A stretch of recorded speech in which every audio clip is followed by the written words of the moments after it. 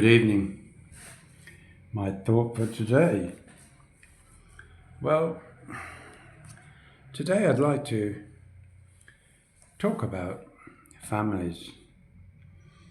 We all make a big deal about how in the Philippines a family is very important, as it really is anywhere in the world. Family is important, but there's a different dimension here in the Philippines. With so many families who are here, there, and everywhere, but all still part of the family in the Philippines. One thing that binds them all together is nieces, nephews, uncles, aunts, daughters, sons, is grandchildren as well, is the connection of blood, the family line, the history of their own little group of people.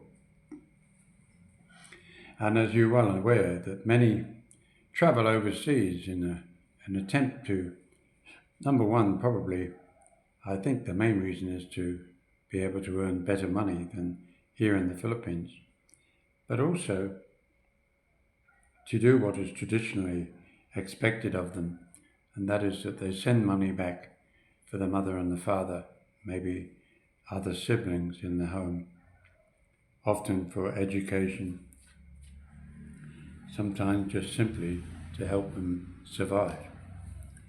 And something we maybe overlook a little bit, and that is the dynamic that you are creating by living with a Filipina. I can recall myself when I entered a family, a Filipino family, and how it's a very delicate start to or an introduction to life with another group of people. And it takes time to sift out those that you're naturally attached to. Mothers often, fathers as well. And then you have brothers, sisters, uncles, aunts down the line. And in many cases, you're always welcomed with wider open arms. But then you also have family members who are overseas and they've made a life for themselves overseas. And when they come back, naturally the family pour up around them and the prodigal returns, so to speak. And that's only natural. I had that same experience when I used to travel back to England after maybe a decade of not being there. Coming home, I remember my mother playing a song which was quite well known at the time. I'm not sure, maybe the 80s, maybe. It was called Welcome Home, something like that. Sorry about the singing. But I always remember that because she played it when I came home. And it sort of stuck with me. Look here, I'm 77 and I still remember that. But there was a fond feeling of joining the club again, being part of the big family group. In my case, there was a sister and a mother and a few other workers in the house, au pairs and nanny.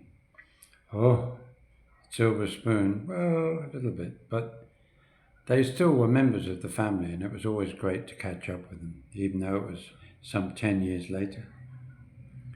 But here in the Philippines, you often hear of people who go overseas from the Philippines and they go and get a job, say in the US, UK, maybe Australia or New Zealand. And whilst they're there, they become acclimatized, we'll say, to the way of life in their new country, their new adopted country. They make friends, they often have many acquaintances and friends from their own country too. So they have a sort of a group chat kind of situation. You often see overseas in Hong Kong, Singapore, on a Sunday around the parks, many Filipinos congregate together on their one day off a week. And it's always good to see them laughing and smiling, an opportunity to connect with their own culture. But for many, there's also the reality that maybe when they come home, they find life is a little different than they're used to. They're the centre of attention for the moment because they've just arrived, and only naturally the family will want to reconnect. And of course, if you're a foreigner and you happen to be a part of that new family, you will often find yourself somewhat isolated for a short period of time whilst they are in that country. And that's okay, we can adjust to that. But what we find or will find difficult is if we don't gel with those that really are the intimate part of the family, be it a brother, a son to somebody, a daughter, a sister to someone. If you don't gel with that person, you're going to find an uneasy calm in the home that you've adopted as part of your home. And that can make life very difficult. In fact, it can almost be the ruin of a good relationship. Because if somebody dislikes you, no matter who they are, within a family, that can be very toxic for the whole situation. Because it's not only you that feels outed, so to speak. You also get the feeling that others will tend to pick sides as to whom they will collaborate with. And it's sad, but it is a case that we have to make sure that when we pick the right woman, that we've also got people who maybe are overseas, who come periodically, maybe every 2-3 years, to reconnect with home, friends and family, that you actually do not feel pushed away. Because inevitably one day that person is going to come back for good. Do you really think they're going to go and find another place to live? I doubt it. They'll move in with mum or dad, and you'll just be a piece of extra furniture that they don't really want to get to know, they don't want to understand, and they certainly don't want to be bothered with the dynamics you might have with maybe their mother. So it's something that we really need to consider because it has an ongoing long-term connection to your relationship.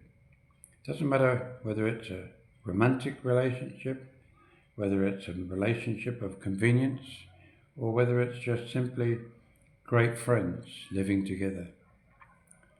Whatever it happens is that if one person comes back and they just don't gel or they don't accept you, not necessarily as a stepfather, but as being with their mother, then clearly there's going to be ructions ahead.